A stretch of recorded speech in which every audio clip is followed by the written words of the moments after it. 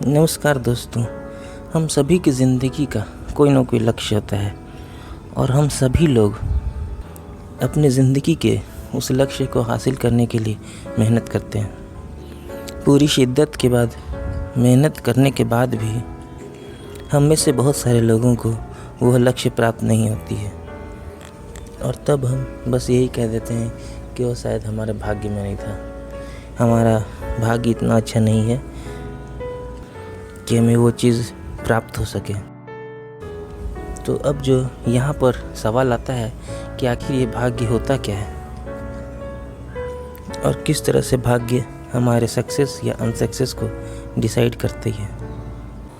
दोस्तों, हम लोग ये बात बहुत अच्छी तरह से जानते हैं कि किसी भी काम में सक्सेसफुल होने के लिए हमें सबसे ज़्यादा ज़रूरत पड़ती है उस काम के लिए मेहनत करने की।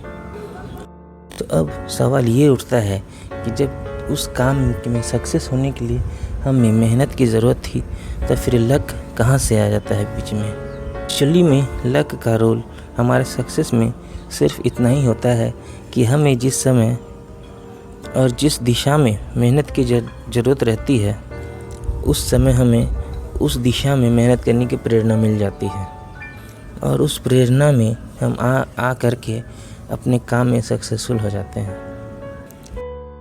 हम अक्सर अपनी ज़िंदगी में बहुत सारे काम बस ये सोचकर छोड़ देते हैं कि अगर वो काम में सक्सेस होना हमारे भाग्य में होगा तो हम ज़रूर होंगे, और अगर वो सक्सेस हमारे भाग्य में नहीं होगा तो फिर हम सक्सेसफुल नहीं होंगे।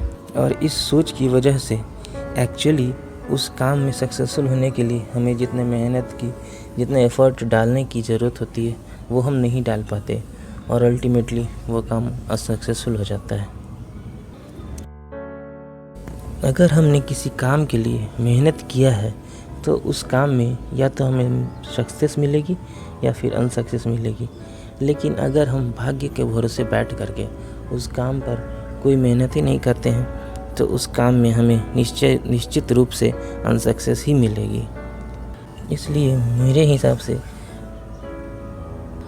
लक एक्चुअली किसी काम में सही मेहनत करने की इंस्पिरेशन है, उससे ज़्यादा कुछ नहीं है।